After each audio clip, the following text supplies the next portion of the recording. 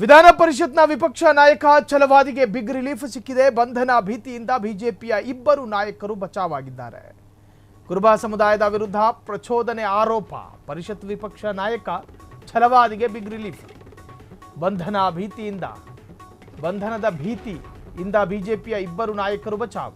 ಕುರುಬ ಸಮುದಾಯದ ವಿರುದ್ಧ ಪ್ರಚೋದನೆ ಆರೋಪ. ಛಲವಾದಿ ನಾರಾಯಣಸ್ವಾಮಿ ಶ್ರೀ ವತ್ಸಗೆ ಮಧ್ಯಂತರ ಜಾಮೀನು ಸಿಕ್ಕಿದೆ.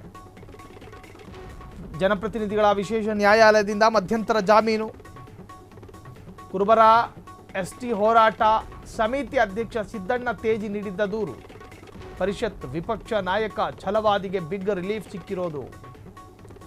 ಕುರುಬರನ್ನ ಉದ್ರೇಕ ಮಾಡೋ ತರಹದ ಭಾಷಣವನ್ನು ಮಾಡಿದರು.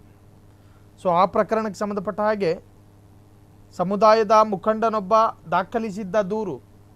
ಆ ದೂರಿನಲ್ಲಿ ಜನಪ್ರತಿನಿಧಿಗಳೂ ಆಗಿರೋದ್ರಿಂದಾಗಿ ಅವರ ವಿರುದ್ಧ ಬಲವಂತದ ಕ್ರಮ ಬೇಡ ಅಂತ ಹೇಳಿರುತ್ತೆ ನ್ಯಾಯಾಲಯ. ಸೊ ಜನಪ್ರತಿನಿಧಿಗಳ ವಿಶೇಷ ನ್ಯಾಯಾಲಯದಿಂದ ಮಧ್ಯಂತರ ಜಾಮೀನು ಸಿಕ್ಕಿದೆ.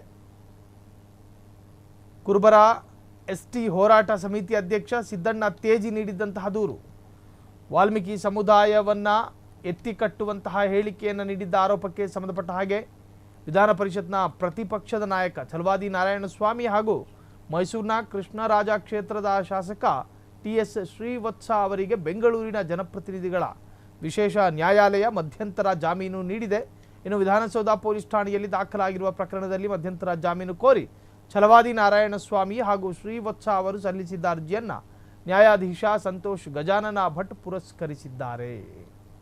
ಕ್ಷಣ ಕ್ಷಣದ ಸುದ್ದಿಗಳಿಗಾಗಿ ಫ್ರೀಡಂ ಟಿವಿ ಸಬ್ಸ್ಕ್ರೈಬ್ ಮಾಡಿ, ಲೈಕ್ ಮಾಡಿ ಹಾಗೂ ಫಾಲೋ ಮಾಡಿ. ಹೊಸ ಸುದ್ದಿಗಳ ನೋಟಿಫಿಕೇಶನ್ಗಾಗಿ ಬೆಲ್ ಐಕಾನ್ ಮೇಲೆ ಕ್ಲಿಕ್ ಮಾಡಿ.